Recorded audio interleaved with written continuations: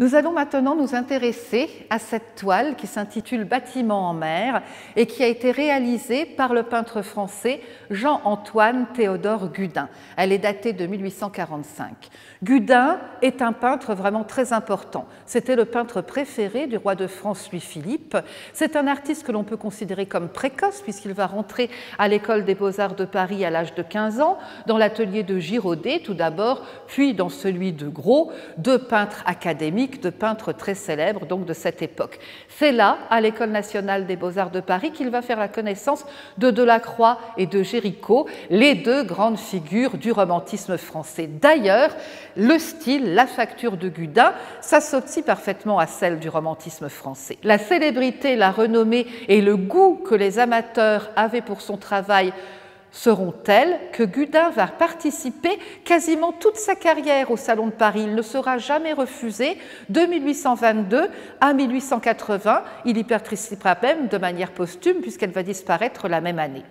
En 1838, Gudin également recevra une commande tout à fait prestigieuse et gigantesque d'une série de 97 tableaux pour le château de Versailles, illustrant les exploits de la marine française.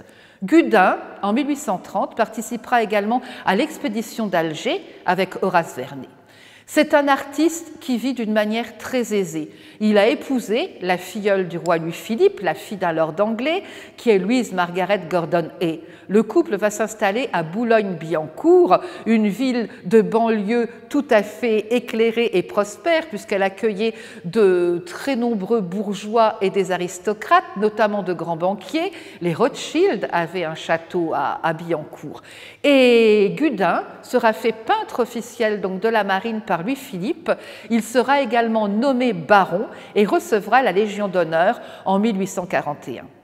L'affection du roi, l'affection de Louis-Philippe était telle pour cet artiste que même en exil en Angleterre, le souverain n'hésitera pas à lui commander une série de 4 tableaux, dont la vue de Neuilly, que vous voyez ici, Neuilly où se trouvait le château de la famille d'Orléans. L'œuvre de Gudin, que nous avons sous les yeux, Bâtiment en mer, a une origine très prestigieuse puisqu'elle a été acquise par Jean-Pierre Pescator, notre bienfaiteur de la ville de Luxembourg, celui qui a donné l'entièreté de sa collection au musée de la ville de Luxembourg.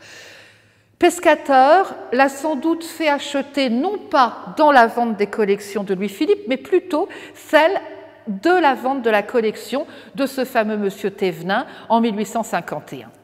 Nous voyons une traduction des flots qui est tout à fait exceptionnelle dans ce tableau. Il faut savoir que Gudin est peintre et marin à la fois. Il a pour habitude d'aller canoter sur la Seine et lors justement de ses expéditions de canotage, il vivra l'événement le plus tragique de son existence puisque son jeune frère va s'y noyer en 1824 et il ne va pouvoir le sauver. Donc il aura vraiment la conscience de la force des éléments naturels, de la toute-puissance de la nature dont nous sommes dépendants. Et Gudin a aussi l'habitude donc d'aller naviguer en Normandie ou en Bretagne et il réalise très souvent donc des croquis sur le vif.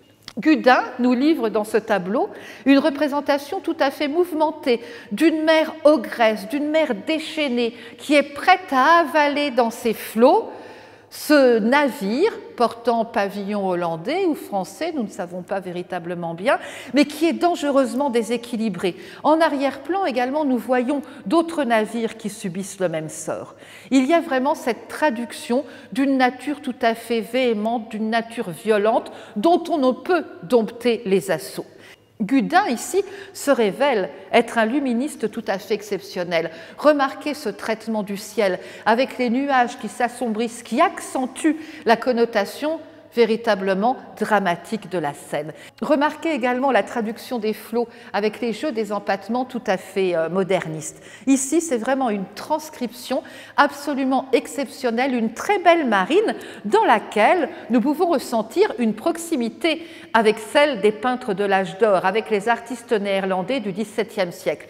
Il faut savoir que Gudin entretenait une amitié très fidèle avec des artistes de l'école de La Haye. C'est là qu'il a connu la peinture donc du XVIIe hollandaise et également la peinture contemporaine. Rappelons ici que les romantiques néerlandais des années 1840-1845 se référaient également à leurs maîtres anciens et avaient un goût particulier pour les belles marines qui étaient très appréciées par les collectionneurs. Voilà, je vous remercie.